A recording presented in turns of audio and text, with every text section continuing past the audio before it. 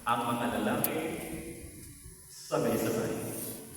Mahal ko, sa harap ng Diyos at ang aking mga mahal sa buhay, muling ipinahayag ko ang aking pagmamahal at katapangan sa iyo. Hinihigit kitang makasama na o hinihigit kitang makasama ngayon. At patuloy kitang itinigin sa bawat araw ng ating buhay.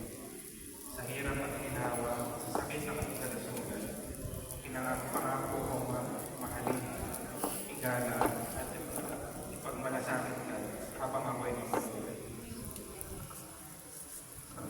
Ang mga babae,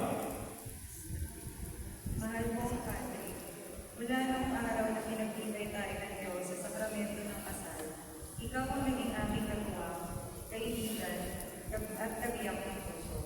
Ngayon, muli kong ipinapangako na mamahalin kita ng buo, igalang ka, at ipagmalasakit ang ating pamilya. Patuloy akong manalangin sa Diyos upang gabayan tayo sa ating pagsasama, at habang tayo ay nabubuhay, ikaw lang ang aking. naway ang inyong pagtitipon ay pagpalain ng Diyos at ito'y babasbasan ni Father Leo ang inyong kamay, magtintago mo ng kamay at tumingin sa isa't isa. Pwede ba? Alam kong gawing malagkit at sige po ay babasbasan.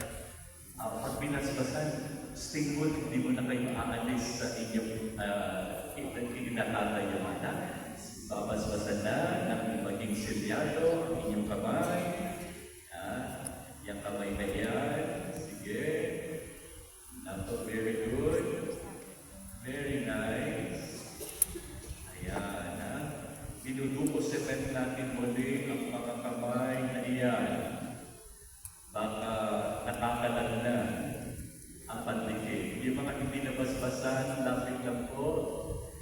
At ito ay ating pinagtitibay. Kailangan mabasbasan sa araw na ito. At nawa ito ay higit na maging matibay sapat kayo ay magiging huwagan sa pamilyang ito. Kaya muli tignan natin sa papel, sabay-sabay. Panginoon, pagpalain mo ang aming pagmamahalan.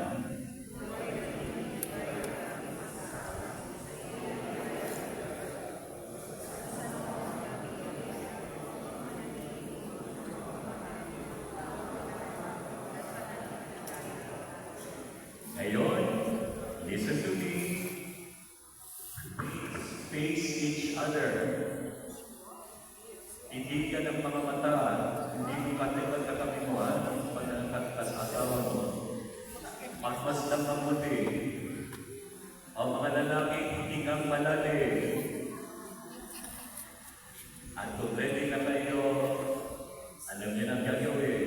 Hindi sa pisngi, hindi sa ilong, hindi sa baba, hindi sa loob. Alam niyo na, first kiss. Everybody.